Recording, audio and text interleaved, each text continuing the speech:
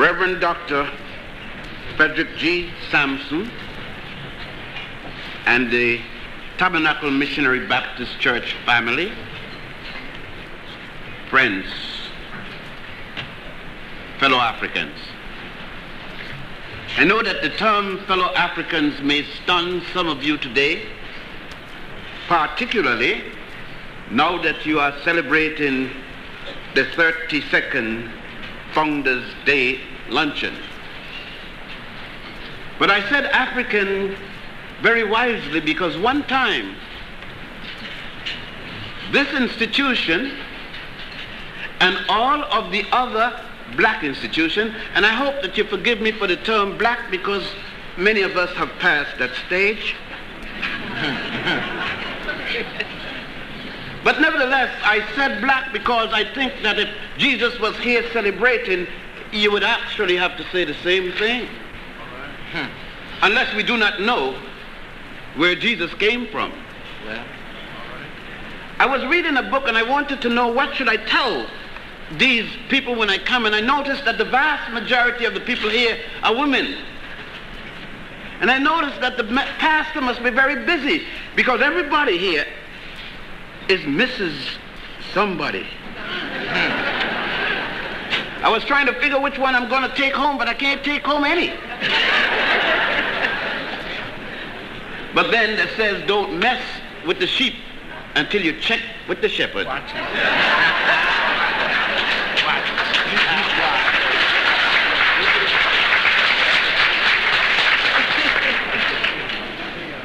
I came to celebrate with you your second 32nd celebration. I came to celebrate with you even the first celebration.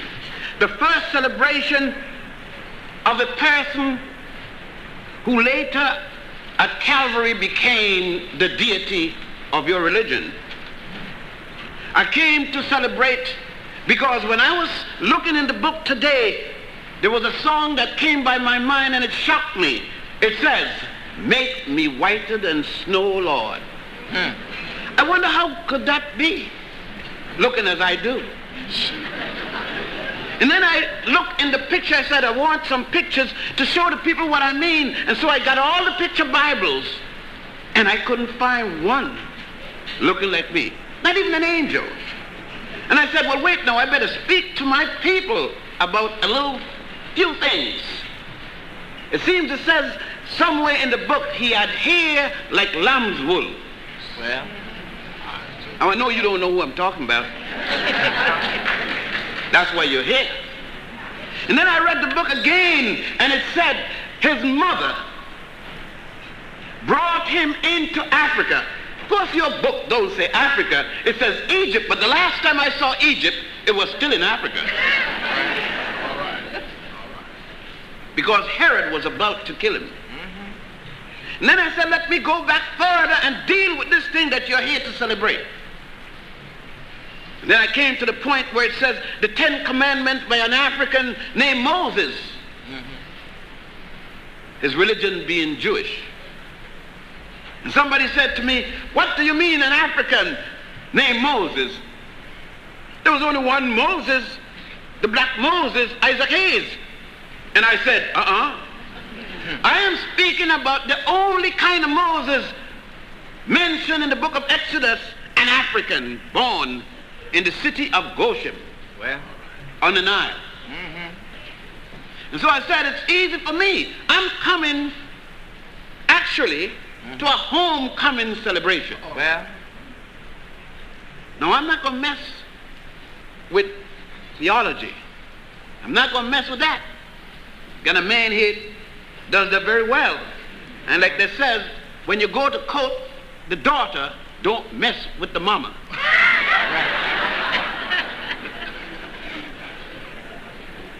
And in looking in this, what I'm going to celebrate, I think of some names. Absalom Jones, as he bolted the white church and went in and discovered and founded his own black church, the Black Episcopal Church. I thought of Richard Allen as he bolted the white church and found his own African Methodist Episcopal Church. And then I started to think, well, where does the Baptist come in?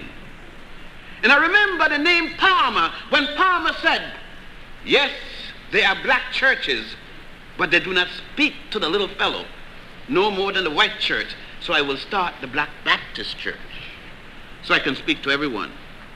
This was the time when the black church was a revolutionary church, was a church that housed such names as Henry Highland Garnet, Nat Turner, Denmark Vesey, Sojourner Truth, and others. Even David Walker, who had made the master appeal, along with Frederick Douglass and so many others. The names of these men and women stand significantly on my mouth as I speak to you this afternoon, because they too remembered that it was not slavery that brought Christianity to you. All right. All right. You brought Christianity to Europe. Yes. Paul did not create Christianity. Paul was trying to explain an African Asian religion to the Romans. And he could only explain it in terms which the Romans knew. Slavery was nothing that brought Christianity to you. The church started in Egypt with Pantius and Boetius. Ethiopia had a Christian religion and a Christian church 150 years before Rome knew what Christianity was. Those are your people I'm talking about. Yes. I am speaking about a religion that came out of the bowels of Central Africa. Because when we look at the Book of the Dead, the pyramid texts and the coffin texts and the Osirian drama, the 147 negative confessions that set the foundation for the 10 Commandments. When I look at Akhenaten, otherwise called Amenhotep IV, and his teaching of monotheism before another African named Moses was born, I could only rejoice in your second 32nd birthday today. Well, to think of the fact that you, the people, where the Bible says, and the third river, this is Genesis, mind you, and the third river flows through the land of Ethiopia, and that river is Haliva. all right. And then you say, when you look in the mirror, you don't like what you see. Watch it. Watch it. This is a history. Your homecoming today, your celebration today, reaches out much farther than what it may seem. Certainly, when we speak of the Nile Valley, we must think and remember that it was there that the infant Jesus was held, was given haven. Just think back for one moment that Jimmy Carter, that's the present president, I understood, sent the United States Army, the Air Force and the Navy to look for a little blonde, blue-eyed boy among you. And they searched every family, every little boy, and didn't find that blonde, blue-eyed boy. It must mean one thing. That boy was not blonde and blue-eyed in the first place. Or he was a chameleon and turned black. All right. I'm talking about Jesus. All right. Probably you may never have heard of him mentioned in this way, because it would seem to me that you have not heard of the Aquarian Gospel, or you might not have heard of those books that were removed at the Nicene Conference, the Nicene Conference that was held in 325 AD, when Rome changed Christianity to Christendom. Quite a difference. All right.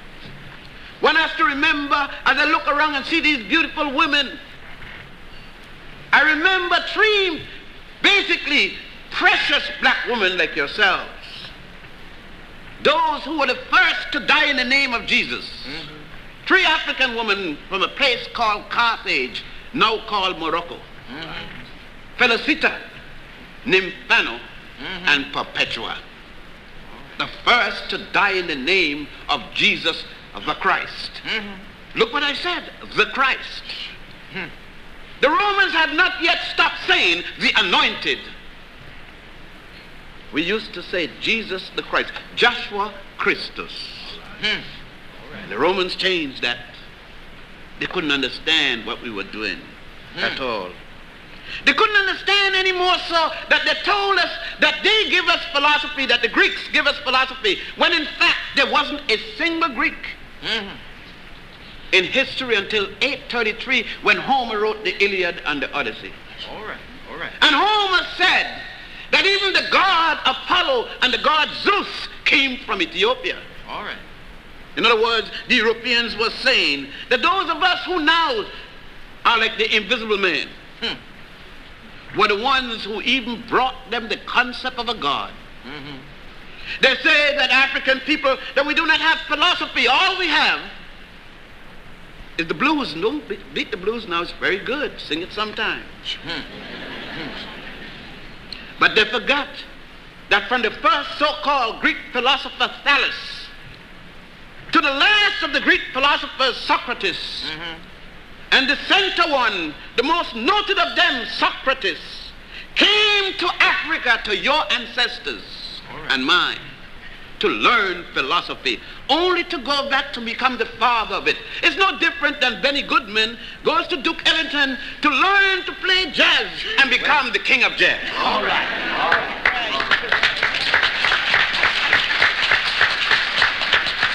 Let us not forget it was your ancestors. When there were 7 bishops of North Africa and 7 patriarchs, there wasn't one in Rome yet. The other day you read that the Pope of the Roman Catholic Church from Poland was going from Rome to Poland to look at the picture of the Black Madonna and Child. All right. Here she is, the Black Madonna and Child. Here she is over there. Here she is over there.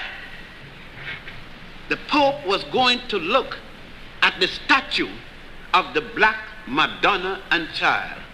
He was going to look at a black Mary and a black child named Jesus. Isn't it strange that when you sing in church, you don't lay back and sing, close your eyes, and see yourself? Rather strange, isn't it? Well. But then to speak like this, you say, well, we don't want to hear that.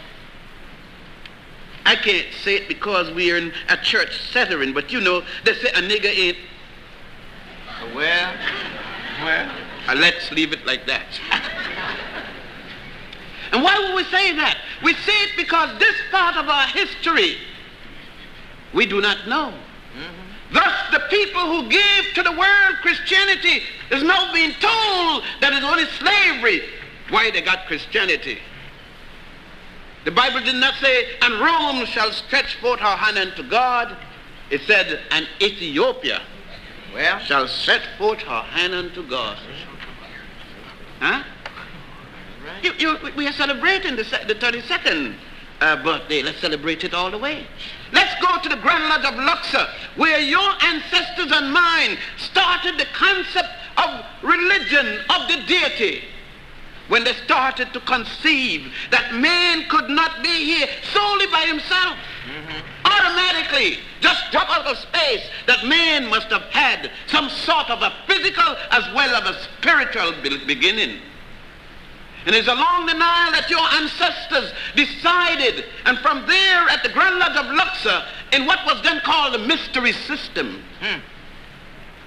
they developed in the priesthood the 7 liberal arts. It was in religion that man developed science, not in science man developed religion. All right. Thus, there should be no conflict between religion and evolution if one knows what one is speaking about. There is no conflict when I say there's an evolutionary process that goes on when the mother received the little seedling from the father. There's a tremendous amount of evolutionary processes go on in that stage before the child comes out. But that doesn't mean that the child doesn't come out with a spirit, All right. a soul, that inner self that we call that. I couldn't point you out the soul no more than you can, but you can feel it, you can understand it. Thus it is that when we talk about I love you with all my heart, we as African people know that the heart cannot love. It is only a piece of muscle that pumps the blood, but we are saying it symbolically. All right. Because in the Book of the Dead and the Pyramid text and the Coffin text, we show a picture of the heart being weighed against the feather of truth, which the United States government, the Supreme Court symbol, adopted, but still told us we got no history. All right. All right. Not only did they adopt out from us, but on the dollar bill. Yes. Mm-hmm. Right on the green side of your dollar bill, there is your history. Not Alex Haley's roots. Mm-hmm. It's another thing. Everybody has got my roots in slavery. I'm talking way before anybody knew me well, much less to enslave me. On that dollar bill, you see the symbol of the God concept symbolized by the sun, and the pyramid, the house of fire, and the ever-seeing eye. All right. And in other places, that symbol which you use for Jesus in memory of Calvary originally started out as the Ankh, A-N-K-H, the key of life. Isn't it strange, or is it strange, that at Calvary Jesus would be placed on the same symbol, but you seem only to think of the death. But Jesus didn't preach the death. Jesus said after this death there is a life, a resurrection, and a life, which the African people had brought up traditionally. The scholarship of Jesus was not to be questioned. All right. His years at the Grand Lodge of Luxor from age 12 to age 30 was not to be questioned, because it was a scholarship undeniable. All right. As his ancient teachers also called priests. For it was as a boy went into the synagogue or to the center of worship, the Grand Lodge of Luxor, at age 7, and he did not leave until 47. Then he was considered a priest. He had gotten the concept of the summum bonum, the law of the greatest good. So that when the Greeks are talking, and anyone in your university, and I laugh when I hear my professor speaking about the Greeks giving us the concept of the law of the greatest good, and we don't have the Greeks in history until 833. This was written on the Grand Lodge of Luxor, 4100 BC. All right. No less so than when we talk about dates. We could not come here this afternoon. You wouldn't know what to come were it not for a calendar. The calendar that your ancestors gave to the world in 10,000 BC, which they then called the stellar calendar. That calendar not being accurate enough, your ancestors then revised it and created what was called the solar calendar, with 365 and a quarter day corrected each 7th year. All right. And it was another African from Ethiopia who found it necessary to change the calendar for Justinian from 365 and a quarter day to 365 days, corrected each 4th year. Yet, these are the people we are told, for those of us who have studied medicine, know very well that in the university you are told that Hippocrates was the father of medicine, yet Hippocrates wasn't born until 333 BC.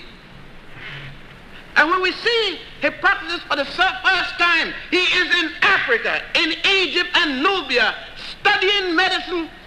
That's right. Which is the father of, He's the father. learning the works of Imhotep, the first known multi-genius in human history, thousands of years before Michelangelo. Imhotep, who was the Grand Vizier, the Prime Minister, the physician, the man who designed the first step pyramid, the man who gave us the term, eat, drink, and be merry, for tomorrow we die. This was the man. The Greeks knew the greatness of this physician that they call him the god Asclepius. And now, we the descendants of this African, we are called ignorant. Shockley said that we are a little brighter than an ape. Poor Shockley. But then as we examine the records much farther and we start to think of the Christianity that you're here celebrating, modern Christianity came from 3 Africans. The first one was Tertullian. The second one was Cyprian, the bishop of Carthage. And the third and most noted was Augustine, otherwise called St. Augustine. It is Augustine's book on Christian doctrines upon which modern Christianity rests. The moral concept of Christianity was laid down by Augustine in 2 works, on Christian doctrine and the holy city of God, after Augustine had already written his book, The Confession. All right. He's here, right here. If I'm going wrong, he can tell you. Yes, my brothers and my sisters, you are not here as Christians looking in, or people looking in on Christianity, trying to be Christians. Well, you started the religion. all right. You have no apology to pay to anyone. All right. And anyone that tells you Christianity is a white man's religion, tell him, poor fellow, Right. you really do not know what you talk about. You will have to go and remember that even the first monastery on the island of Philae on the Nile All right. were by Africans. And let me talk to you, my sisters, because I remember the time when we worship our sisters, our mothers, our women. And now I understood women don't want to be women no more, they're persons. Yeah. Well. I always thought they were persons. But these days, the way things are going. But it was, remember these words, Holy Mary, Mother of God, blessed are the fruit of thy womb. It was Mary's womb All right. where the infant Jesus came from. All right. And Jesus couldn't come from an unholy place. Well, watch it. It had to be very holy. I don't want to preach because, Reverend, I don't want, you know me, I'm holy. Yeah. Let us understand what we're reading. Let us read it a little bit slower. Let us take that Bible and read it word for word. Let us read Genesis and see where it's talking about. Genesis is not in Europe. Exodus isn't taking place in Europe. It is taking place between Asia and Africa. All right. Last week, you were there singing on Good Friday, remembering what you had sung on Holy Saturday. And on Sunday, you rejoice. He has arisen. But they're just mere words if you don't have the meaning behind it. Is it when what you said, Jesus died at Calvary? Is it, well, a lot of people die at Calvary. There are 2 other fellows who will hang up right there. You didn't rejoice them. Well, how come? It must be something about Jesus that you were rejoicing that you didn't rejoice with the other 2. Is it because he was a bad man? Is it because you just feel like rejoicing? Or you like blood? You shed some blood, so you're rejoicing. If somebody beats you up and they die, you don't rejoice that. Meaning the affirmative. You're glad they're dead. But the reason you're rejoicing is because of the life Jesus had lived. All right. If Jesus had run around beating up people, you wouldn't have been rejoicing. You wouldn't have been here today. Or at least not for this. But it is the fundamental laws that were established, a set of values which we pay no attention today. It were values that when I got up, if we were in the old country, before I opened my mouth to say one word, I would have said, who is the oldest person in here? And that person would have stood up. And then I would have asked, who was the youngest? And someone would have held up a little baby.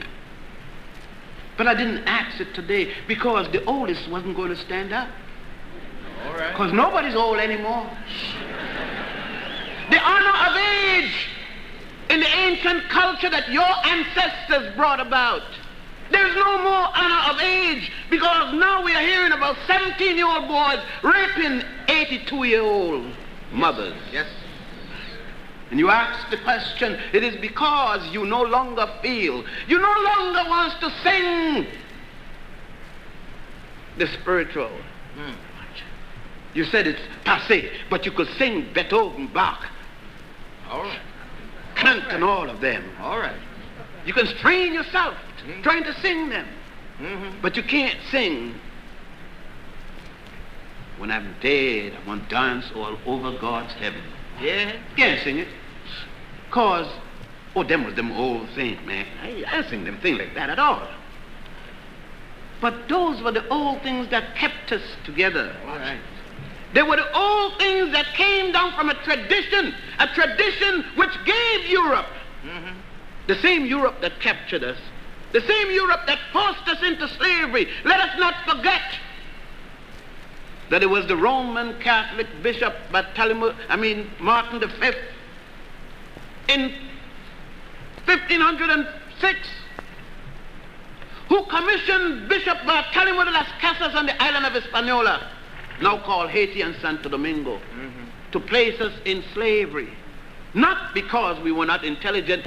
Place us in slavery after we had gone into Spain, Iberia.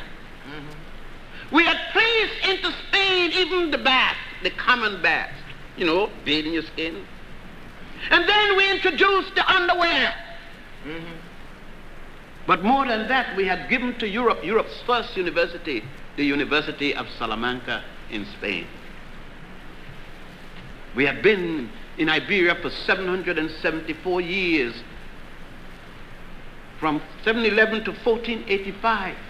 Even the name Admiral had come from us, from the word admirante, because when we went in, those who had carried our brothers across the water, his name was Admir. All right. And thus the Spaniard, in memory of him, used the word admirante, from which the English word admiral got its origins. But when we read and talk about the Three Musketeers, we forget that Alexander Dumas, All right. his grandson, was the one who wrote the Three Musketeers. We forget that as much as we forget within our own environment. Many of us have never remembered the name Paul Robeson, Marcus Garvey, Malcolm X, and some of us even forget Martin Luther King already, because we don't need them anymore. They've done their purpose, it would seem. And that's why we constantly go back over the same mistake, because we don't remember. Not only that, we don't honor them when they're alive. All right. And then we cry when they're gone. All right. You should know, look how much you cry for Jesus. But if Jesus should come back, how much would you cry? Suppose he says, here I am. Deal with me. All right. It's going to be a problem. All right.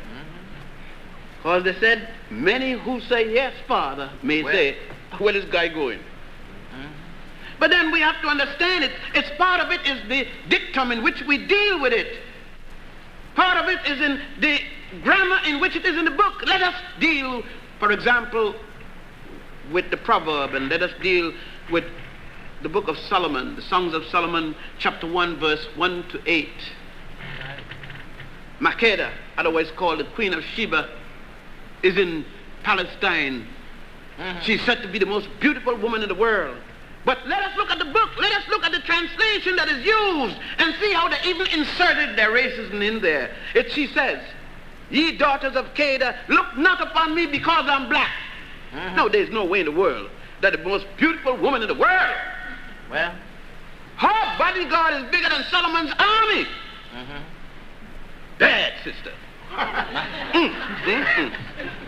Look like these sisters in here. Bad, real bad.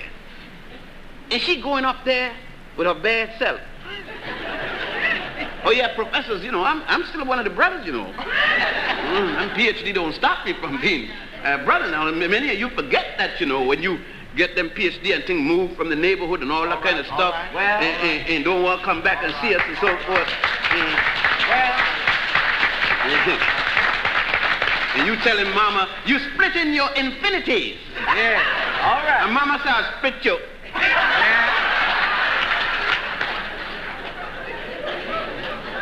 No. I see, I got to look at it. We have to look at it when we come here today. We've got to look at it in the context of the great people that we are. Yes, we are great. We are the chosen people. All right. Well, you doubt me? Say, I am the chosen people. Just say it. I am the chosen people. You're chosen. Just say it and feel it and mean it. And you're chosen. What we have not yet learned is that the positive image of oneself becomes oneself. Yes. All right. And we did not know the positive image because we did not know these facts. These are the things that we must know. We do not have to feel sorry. We do not have to be afraid to go up to the altar. We do not have to be afraid to call the name Jesus because, as I said, there's one thing Jesus can say. They hid me when Herod was trying to find me. If there's nothing else besides saying soul brother and soul sister. But then you see, probably that's a different Jesus I'm talking about. I'm talking about the Jesus whose mother knew what your mother know. And I'm always thinking on that black woman who we seem to ignore in these days. Well, I can think of a black mother in a specific case where this black mother had an altercation with her son. It seems as this the young man had seen a very beautiful sister, and you know, these sisters get old.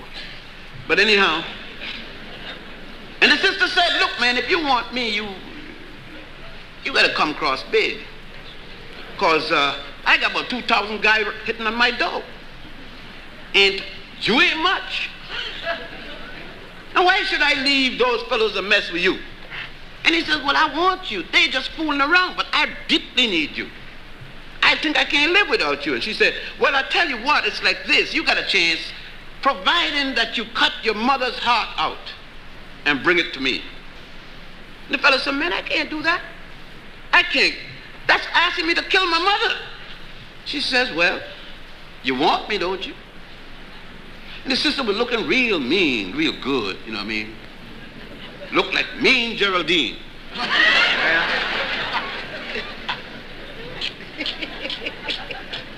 And so the brother says, God, I just got to have that girl.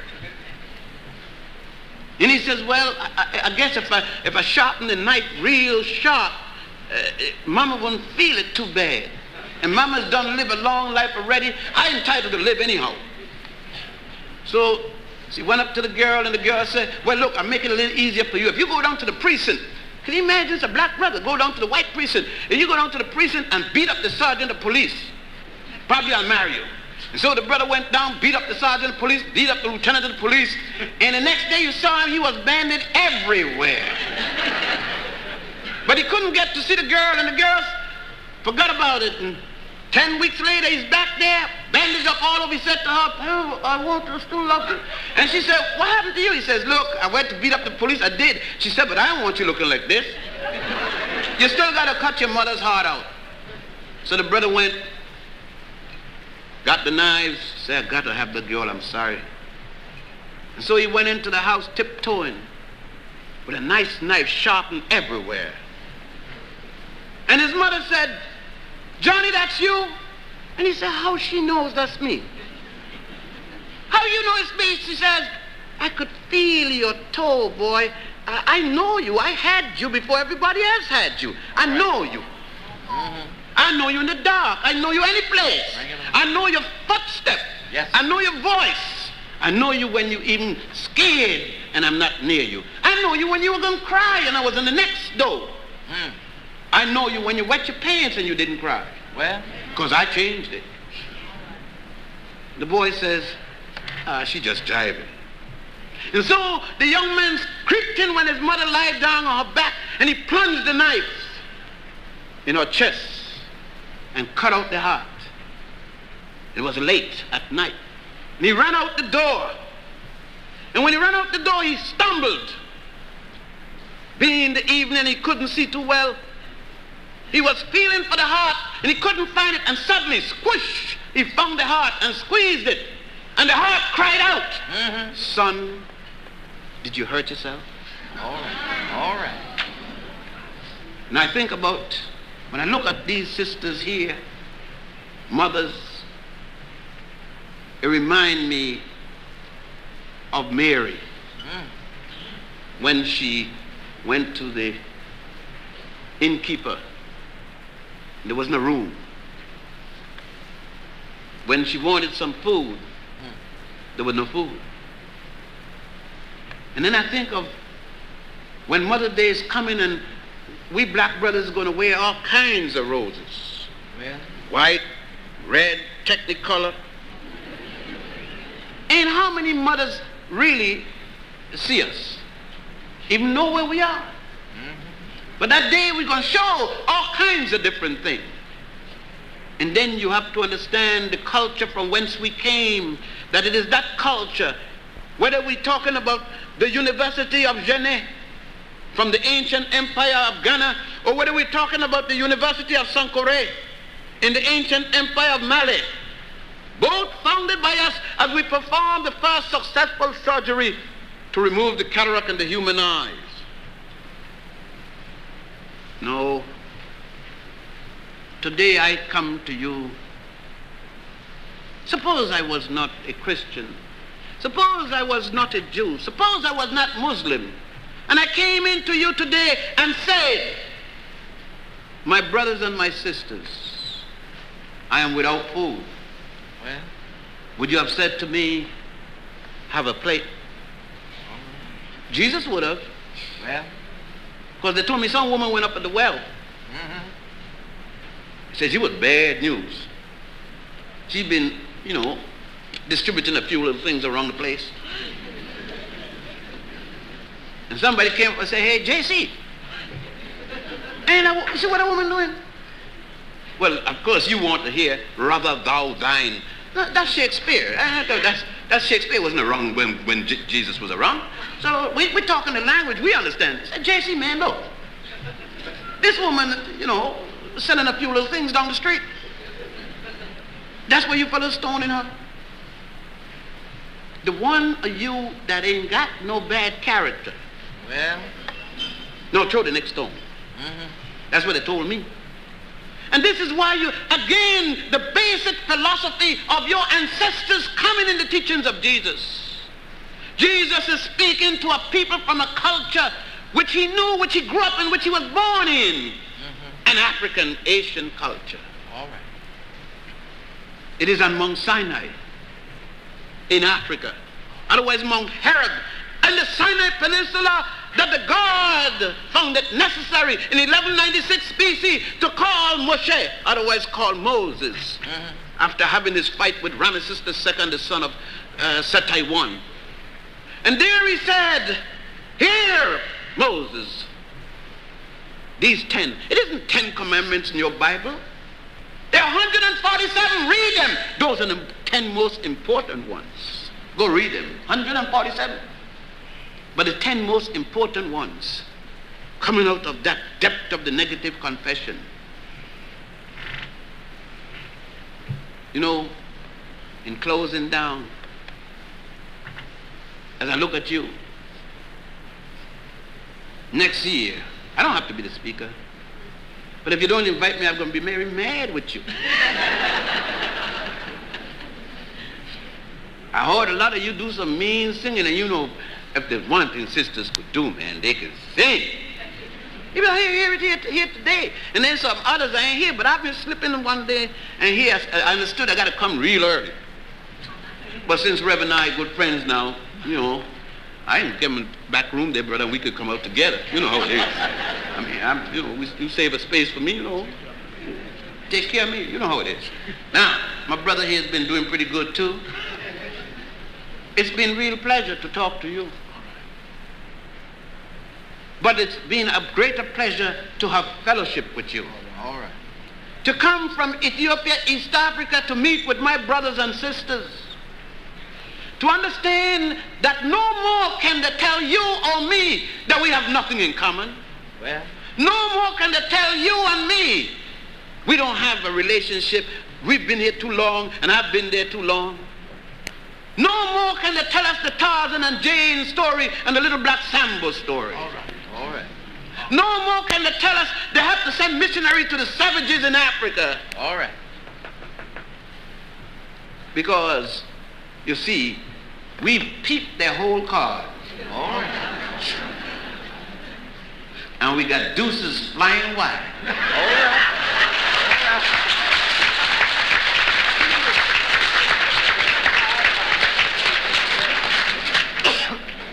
I am very honored to have had the privilege this afternoon to say these few words to you, my brothers, sisters, my family of Tabernacle Baptist Church. Thank you. Man.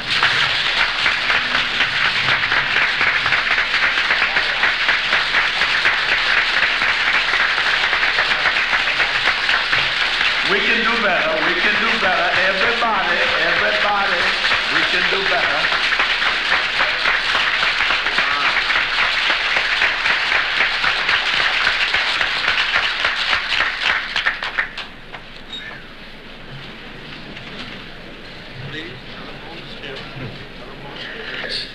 That we as the body and part of Christ, we never leave any building where we have gathered together in like mind and one awareness with Christ without having a benediction.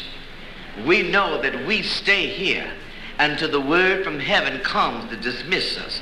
So we're going to ask the messenger from heaven to have reflections and offer the message that comes from God, our own pastor, Dr. Frederick George Sampson.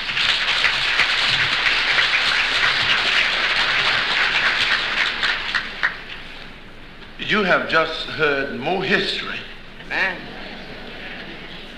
than you've ever read in any university.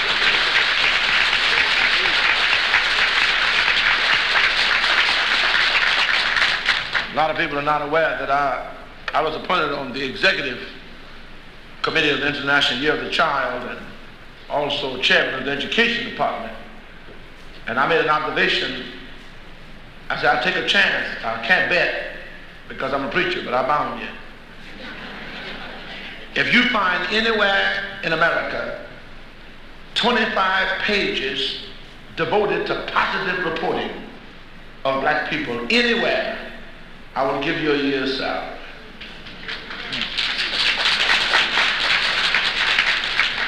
But you have more history. If you have a PhD, you haven't been taught a third of the history that you got here today. Amen. And I don't know that. And this is what has disturbed me about blacks, especially the young black, the college young blacks. Mm-hmm. They don't read their own history. If you don't know who you are, you won't act the way you ought to. And if you can't appreciate who you are, you won't love yourself. And God and everybody else is going to have trouble out of you. And this is what's going on in our country today. Let's give the man a good hand.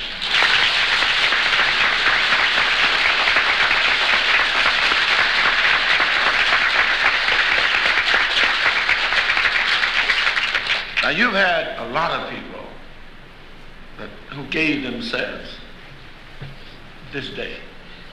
I'm going to ask the members of any committee that served anywhere to stand up, wherever you are. If you did, if you helped move us, boom, stand up. Everybody.